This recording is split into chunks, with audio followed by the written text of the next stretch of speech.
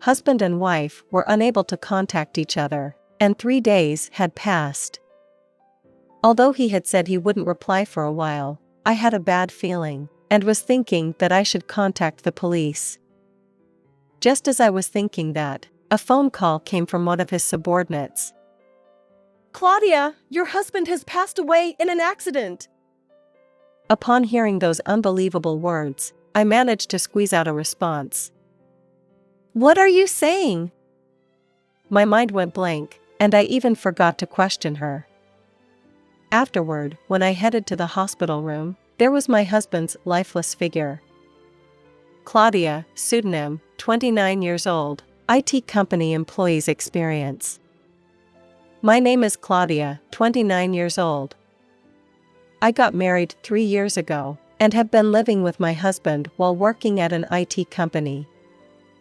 Although we talked about wanting children, we both had busy jobs, so it seemed like we wouldn't be able to for a while. My husband's name is Thomas, 2 years older than me, and a reliable person. He was known for being diligent at work, and just the other day there was talk of a promotion. I can still remember his innocent and genuinely happy face when he shared the news. "Claudia, I got promoted." His radiant smile made me smile too. "Really? That's amazing. We have to celebrate tonight." Excitedly clapping my hands, I suggested that we should go change clothes. However, he turned back as if to remind himself, and said to me, "Thank you, Claudia. It's thanks to you for supporting me." Seeing Thomas express his gratitude with a gentle smile, I thought to myself that I liked this side of him, but I had been a little worried about him lately.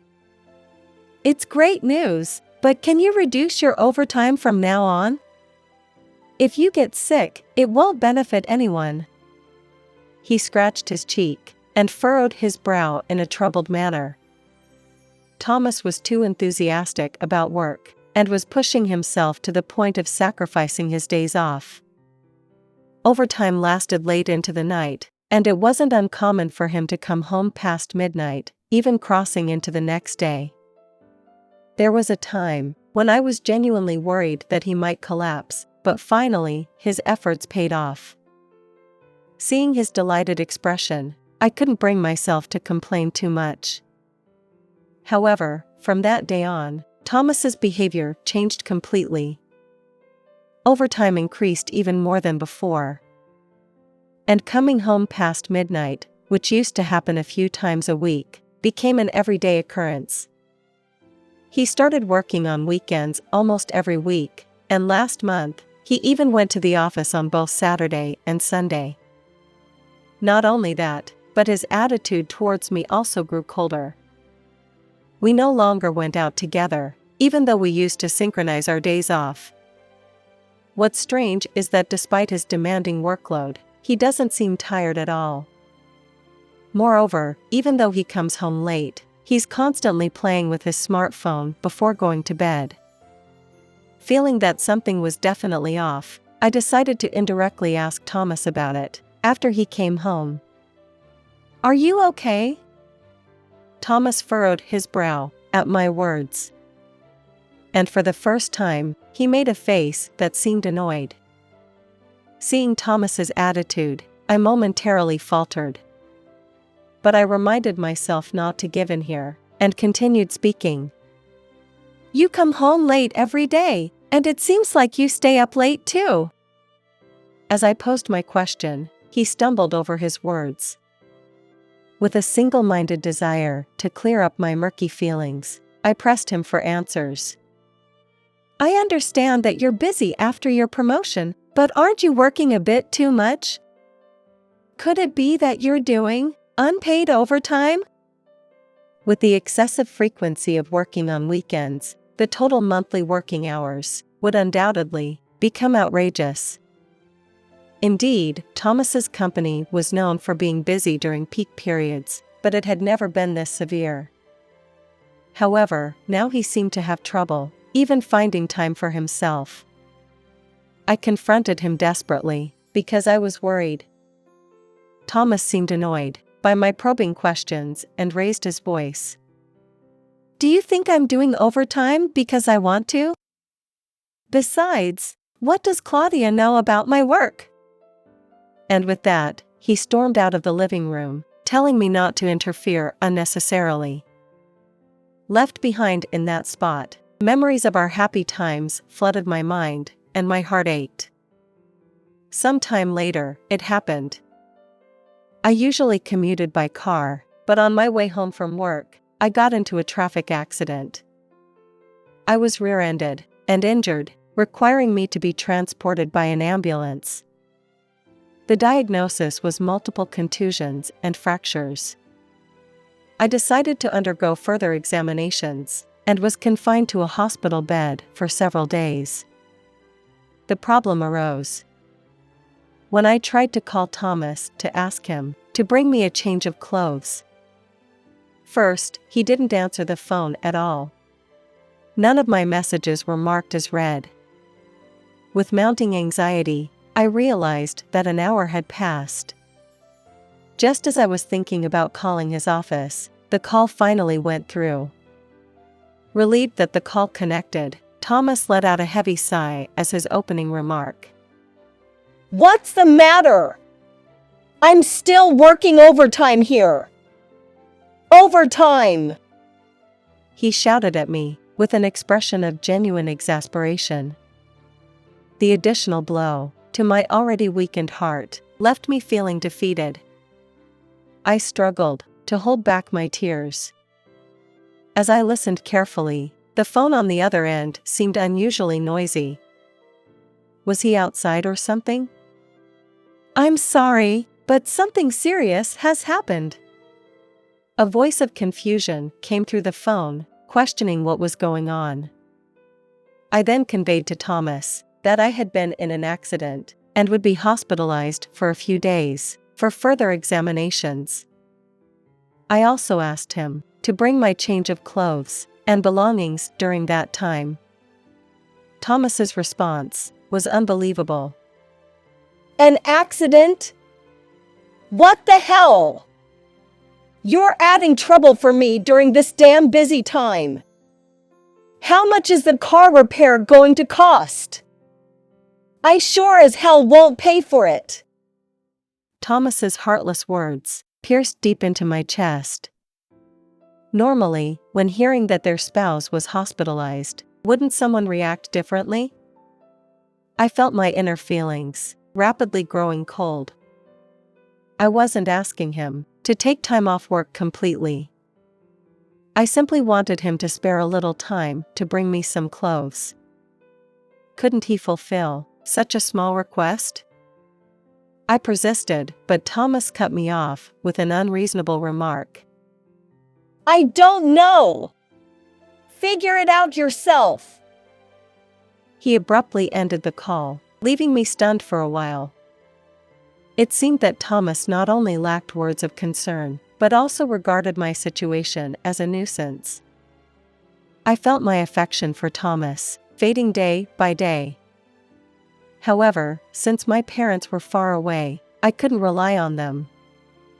I reluctantly gathered the necessary items from the hospital store. And so, 3 days passed without any contact from Thomas. It was getting too long, even if he said he wouldn't contact me. While feeling downcast, a knocking sound came from the door of my hospital room. Standing on the other side was my close friend and colleague, Loretta, dressed in a suit. The sky was still a bit bright, so she probably left work early to come here. A smile involuntarily formed on my face at the sight of my friend, whom I hadn't seen in 4 days. Loretta! You came! Is everything okay with work?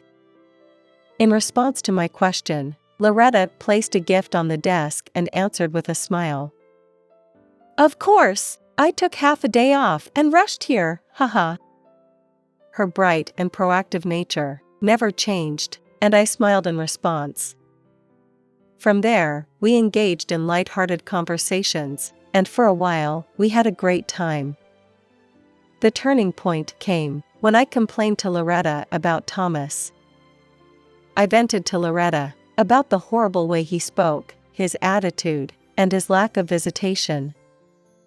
I thought Loretta would surely get angry and tell me to leave such a husband. But instead, "Loretta, what's wrong?" She seemed lost in thought for a while. However, after finally making up her mind, she said this: "I'm sorry, Claudia. It's not the right time to say this, but I saw your husband, Thomas, walking arm in arm with Agnes." In that moment, I felt like I had been struck in the back of my head with a hammer. "You saw? When and where?" "3 days ago, at the bus stop heading to LAX.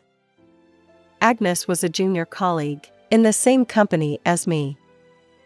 When she joined as a new graduate, was her mentor. Being my first junior, I took care of her and we got along well. Even now, several years later, she was one of the few juniors I still went out to lunch with. Loretta said she saw Agnes and Thomas together, holding suitcases and walking arm in arm, dressed in casual clothes, boarding a bus. The last time Agnes and Thomas should have met was at our wedding. Could it be that they had been involved for such a long time? And to top it off, I heard that Agnes had taken paid leave 3 days ago. With trembling hands, I called Thomas's company. When I heard over the phone that Thomas had also requested paid leave for the same period, my unpleasant conviction deepened. "I believed in him." A surprisingly low voice came out of my mouth. It felt like my head was being doused in cold water, with the blood draining away. The husband who I loved and relied on so much, and my precious first junior. The existence I had trusted all along, had betrayed me. Perhaps Thomas's overtime, and frequent work on holidays, were all to make time to meet her. Like solving a puzzle, everything started fitting together, with his suspicious behavior and attitude. The reason he became cold, the strange noise on the phone 3 days ago, and why I became unimportant, all of it could be explained by the word infidelity. And the result of that realization was that I surprisingly found myself accepting it. Without realizing it, I found myself dialing Thomas's number, mechanically pressing the call button over and over again. After about 30 minutes, the call finally connected. Thomas's voice, after several days of not hearing it, was as grumpy as ever. "What? I told you not to bother me for a while." He unleashed his anger without trying to hide it. In the past, I might have been intimidated, but now, I was surprisingly calm. I responded to his grumpiness with a contrasting calm voice. "What? Are you so busy that you can't even answer a call from your wife who's in the hospital?"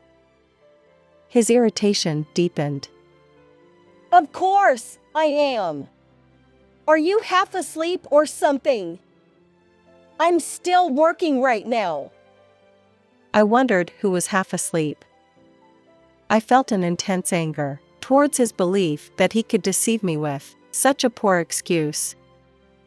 "Don't tell me such a lame lie. You're taking paid leave until tomorrow, right? Or is there something else? Is it that the super employee Thomas is working for the company even on his paid vacation? Is that what you're going to say?" Thomas, who thought he could still get away with it, fell silent. "What are you talking about? I'm still working, for your sake." I chuckled at how shamelessly he was lying. And then, I decided to confront him with the truth. "You're terrible at lying, haha. I've already confirmed with the company a long time ago." Thomas groaned on the other end of the phone. Well, actually, while you weren't home, I thought I'd do some deep cleaning. You know, as an apology for saying terrible things to you. To Thomas, who shamelessly made up lies, I felt a deep resignation, wondering why I had fallen in love with such a man. Oh! With Agnes from another company? Did you even prepare suitcases? I calmly and dispassionately continued to question Thomas. Then, Thomas seemed to realize that he couldn't deceive me any further, so he brazenly admitted it, and revealed his rotten nature. So, you found out, huh? Yeah, I'm currently enjoying a trip with Agnes, haha. If you understand, then don't bother us, old hag. Even though he broke and came out with it, my heart remained unaffected. Just out of curiosity. Why Agnes? When I asked that, Thomas snorted and answered. Isn't it obvious? She's younger than you and has a cute face. I couldn't help but sigh, realizing how foolish I was for asking. If you understand, then don't bother us. Once I get back, I'll divorce you. After uttering those despicable parting words, he hung up the phone. The affection that had merely cooled down turned into intense hatred. I was determined to seek revenge, but before I could take action, a heavy divine punishment befell them. A few days later, I was discharged from the hospital and could walk with the help of crutches. In preparation for my revenge, when I opened my smartphone, I received a call from Agnes, Thomas's affair partner. My hand holding the smartphone tightened involuntarily, and I gathered my resolve as I answered the call. Hello? Claudia. I'm sorry. I'm so sorry. Do you think an apology over the phone will be enough? A tone of voice that would never be heard in our usual conversations came out. I could hear a small gasp of despair on the other end of the line. Still, she didn't hang up and continued speaking. I didn't mean it that way. But right now, that's not important. I uttered a dumbfounded huh in response. Agnes's voice was clearly trembling. And then, right after that, she made a surprising statement. Your husband, he passed away in an accident.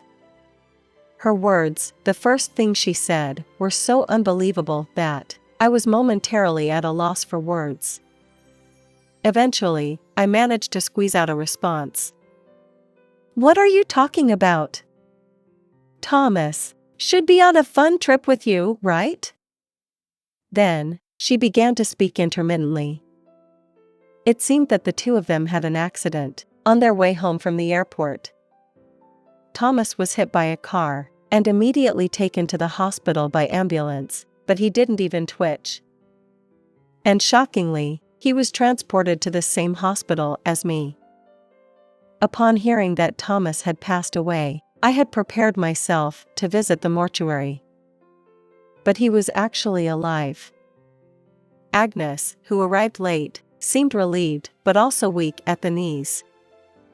There were many things I wanted to say, but nothing would progress in this situation. I made a promise with Agnes to have a proper discussion later, and I headed back home. Limping with my painful leg, I made several phone calls. I had a clear idea of what needed to be done, and I didn't have time to dwell on negative thoughts. A few days later, Thomas miraculously survived, but became paralyzed from the waist down, destined to live a life in a wheelchair. When I explained this situation to my parents-in-law, they were furious. They stormed into Thomas's hospital room and lectured him. After my parents-in-law left, I visited Thomas's hospital room with the intention of discussing things among the three of us. However, from inside the room, I could hear the voices of the two of them shouting at each other. Unbelievably, even at this stage, they were arguing. "If you hadn't been so careless back then, I wouldn't be in this situation." I can hear Thomas shouting loudly, without considering the inconvenience to others. "What are you talking about? It was you who said this way was closer and led us to a strange place." Agnes also raises her voice, refusing to back down. They forget that they are in a hospital and engage in a shameful blame game, shifting responsibility onto each other. I can't bear to listen to them anymore, and it's becoming a disturbance to the hospital. So, I open the door to the hospital room. Both Thomas and Agnes turn their gaze towards me simultaneously, freezing like statues. Without bothering to conceal my expression of exasperation, I utter my words. "Can't you both stop yelling without considering the people around you? And seriously, both of you cheated, and now you're acting like victims?" In a low and intimidating voice, I reprimanded the two of them. From their silence, it seemed like they couldn't muster a response. Ignoring their reactions, I continued. "Hey, do you two realize your current situation?" To that question, Thomas, with a touch of audacity, responded. "Claudia! I'm going to change my ways. Don't tell me you're going to break up and start over again, like a fool, right? After all, that talk about divorcing me." Thomas seemed flustered, and tried to approach me, but he couldn't operate the wheelchair properly, so he ended up just leaning his upper body forward. However, he pleaded desperately. "Well, I realize that there's no one but Siori for me. That's why.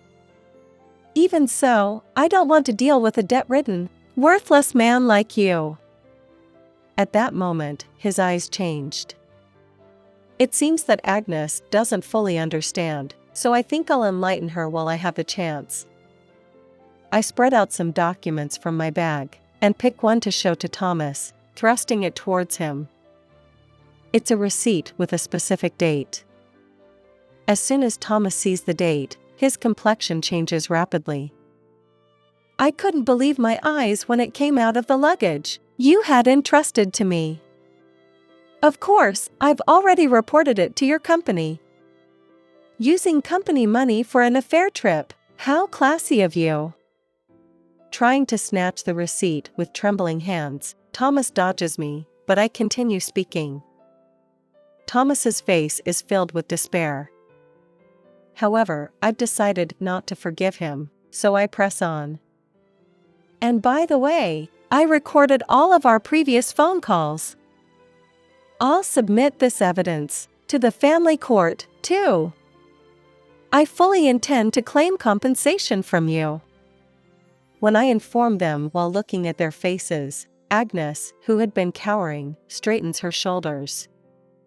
She tries to come up with some excuses, but apparently nothing comes to mind. Eventually, she just hangs her head in resignation. With my back turned to them, I give them one last statement as I turn back around. "I'll make sure to drag you both down to hell completely. So be prepared." Leaving the trembling two behind, I leave the hospital room. After that, the divorce with Thomas was finalized through the lawyer. I claimed a higher compensation than the usual amount from Thomas for damages, which he paid in a lump sum. As expected, it seems that Thomas had been embezzling company expenses for dates and trips with Agnes, so he was fired from the company as a consequence.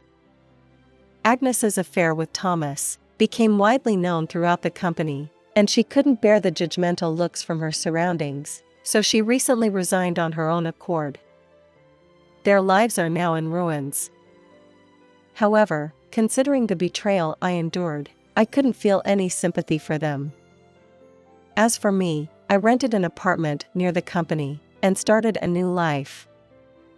Initially, many colleagues reached out to me, but I still haven't fully processed everything within myself. Nevertheless, from now on, I've decided to cherish my own time without being manipulated by others.